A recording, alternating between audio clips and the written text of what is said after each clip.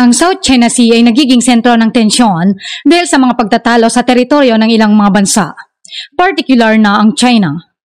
Ang China ay nagpapakita ng agresibong pag-angkin sa mga isla at bahura sa South China Sea, kabilang ang Spratly at Paracel Islands.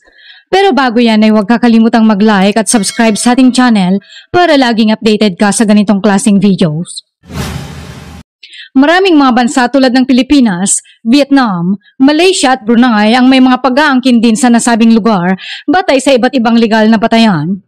Sa kabila ng mga di pagkakasundo, ang ilang bansa ay nananatiling bukas sa diplomasya at multilateral na pag-uusap upang malutas ang mga issue. Ang pangangalaga sa kapayapaan at seguridad sa rehiyon ay patuloy na layunin ng mga bansa sa ASEAN at iba pang pandaigdigang komunidad. Ang problema ay hindi lamang gusto ng China ang karamihan sa mga ito, gusto nila ay lahatin. Pero bakit? Ito ay dahil sa kanilang kasopangan at gusto nilang makontrol ang buong rehiyon. Ang nakikita ng mga eksperto, ang China ay interesado sa pagkakaroon ng malakas na pwersa sa Indian Ocean at Pacific Ocean, kaya naman gusto nilang makuha ang buong kontrol sa South China Sea. Ito ay dahil ang South China Sea ang pangunahing ruta ng pandaigdigang kalakalan, kaya't ang anumang bansang may kontrol dito ay magiging malakas sa ekonomiya at militar. Pero muli, hindi lamang ang China ang nag-aangkin ng mga teritoryo sa dagat na ito. At sa mga kamakailang pangyayari sa West Philippine Sea, makikita natin ng Pilipinas at China ay may hindi na magandang ugnayan sa isa't isa. Ang Pilipinas ay may claim din sa hilagang-silangang bahagi ng mga isla ng Spratly bilang Kalayaan Island Group, bukod pa sa Scarborough Shoal na tinawag nilang Bajo de Masinloc. Ito ay batay sa isang historical na batayan dahil noong 1956, nagsimula ang pamahalaan ng Pilipinas ng ating mga pagsasaliksik sa dagat sa West Philippine Sea, kung saan natuklasan nilang mga islang ito na itinuturing na No Man's Island na nangangahulugang unang nag-occupy ang mga Pilipino sa mga islang ito sa Spratly na tinatawag nating Kalayaan Island Group. Ito ay para sa isang historical na angkin. Pagdating sa legal na pag-aangkin, ayon kay UNCLOS, o sa United Nations Conventions on the Law of the Sea, ang mga islang yun na inaagaw ng China sa Pilipinas ay nasa loob ng exclusive economic zone ng bansa. Sa ilalim ng mga provision ng UNCLOS, maaaring ideklara ang EEZ hanggang sa 200 nautical miles mula sa baseline, at parehong grupo ng mga isla na binanggit ay mas malapit sa Pilipinas kaysa sa China. Ibig sabihin na sa legal na pamamaraan, mas may karapatan ng Pilipinas sa mga islang ito. Sa pag-claim ng China sa mga Spratly at Paracel Islands, base daw sa kanilang historical rights. Ito ay sa makasaysayang paglalayag daw sa dagat mula pa noong ika-15 siglo at noong 1947, ang Kuomintang na noon ay partido ng namamahala sa China ay gumuhit ng isang linya sa paligid ng nabanggit ng mga isla na tinawag nila itong 9-dash line map. Ang 9-dash line ay ang linya na makikita sa mapa ng China kung saan may siyam na guhit na gumuguhit sa karamihan ng South China Sea. Ito ay hugis U o parang dila, at ayon sa China, ang mga isla na nasa loob ng kanilang 9-dash lines ay kanilang teritoryo. Ngunit ang problema ay ang kanilang 9-dash lines ay nasa loob na ng exclusive economic zone ng ibang mga bansa tulad ng Pilipinas. Ang China ay kasapi at pumirma sa kasunduan ng UNCLOS noong 1996, kaya't alam nilang mga patakaran tungkol sa EEZ, pero bakit hindi sila sumusunod dito?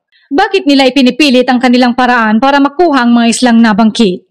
Sa pananaw ng China, sila ang tunay na may-ari ng lahat ng mga isla sa South China Sea dahil ginamit na nila ito bilang kanilang ruta para sa global na kalakalan ng mahigit sa 2,000 taon. Ngunit hindi lamang ang China ang gumagamit ng dagat na ito sa loob ng maraming taon. Ang Malaysia, Brunei, Vietnam, Pilipinas, Indonesia at Taiwan ay naninirahan din sa dagat na ito sa loob ng 2,000 taon. Ngunit ang pagkakaiba ay, hindi gaya ng China, hindi sinusubukan ng mga bansang ito na ilagay ang isang 9-dash line sa kanilang mga mapa. Sa kabilang banda, bakit talaga gustong-gusto ng China na angkinin ang buong South China Sea? Makabuluhan ang papel na ginagampanan ng South China Sea sa pandaigdigang kalakalan. Ito ay isang mahalagang ruta ng pagpapadala ng mga barko na nag-uugnay sa Pacific Ocean sa ilang pangunahing pantalan sa East Asia kasama ang Hong Kong, Shanghai, Singapore at iba pa. Ito ay nagpapadali ng paglipat ng mga kalakal sa pagitan ng Europa, Gitnang Silangan at Timog Silangang Asya.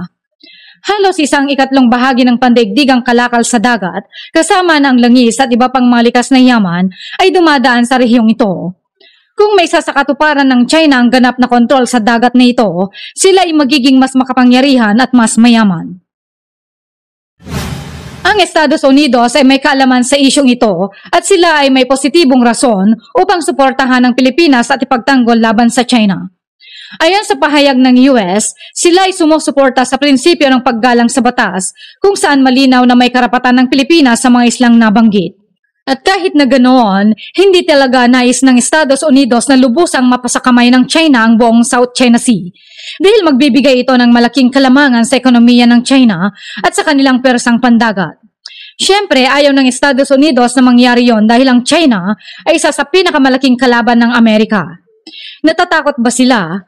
Well, sa kahit na anong paraan, ay nagtatanggol ang Amerika ng mga maliliit na bansa laban sa pangapi ng China bukod pa sa pagkakaroon ng akses sa pandaigdigang kalakalan. Ang West Philippine Sea ay pinaniniwala ang mayaman sa langis at gas at syempre kung sino man ang makakakuha sa malikas na yaman na ito ay magkakaroon ng malaking implikasyon sa kanilang ekonomiya lalo na sa kanilang mga merkado sa enerhiya at global na seguridad sa enerhiya. Totoo ring mayaman ang lugar na ito sa yamang dagat at alam mo bang 10% ng global na huling isda ay mula dito? Kaya kung tuluyang maaangkin ng China ang mga ito ay magkakaroon sila ng malaking supply ng pagkain mula sa karagatan. Ang makontrol ng China ang buong karagatan ay makakapagbigay ng kapangyarihan at impluensya sa rehiyon lalo na't may akses ito sa Pacific Ocean at Indian Ocean. Isipin mo na lang kaibigan, kung maglagay sila ng mga base militar sa bawat isla sa rutang ito, ay magkakaroon ng China ng matinding persang pandagat. At lahat ng mga bansa na gustong magkaroon ng malakas na pandigdigang ugnayan sa ekonomiya ay dadaan muna sa kanila.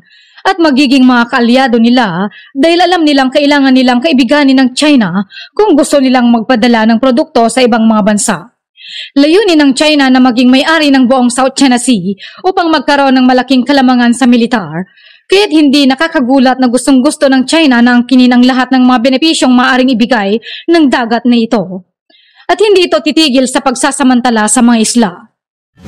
Well, sa kahit na anong paraan, ay wala akong nakikitang plano ang China na huminto sa pangangamkam sa West Philippine Sea at sa iba pang mga dako ng South China Sea. Ngunit sana, matauhan ng China sa malawakang ambisyon niya dahil sa may mga nasasagasahan siyang mga kapitbahay na bansa. At para sa kapayapaan ng mundo, umaasa tayong hayaan na lang ng China ang ibang mga bansa na magkaroon ng kani-kanilang mga karapatan sa ilang bahagi ng South China Sea. Ang hindi naaayos ng mga tunggalian sa teritoryo tulad nito ay magdudulot lamang ng isang malalang giyera. At napatunayan na ito sa kasaysayan ng maraming beses. Anong masasabi niyo kaibigan? Paki-comment lamang po sa ibaba. Maraming salamat po.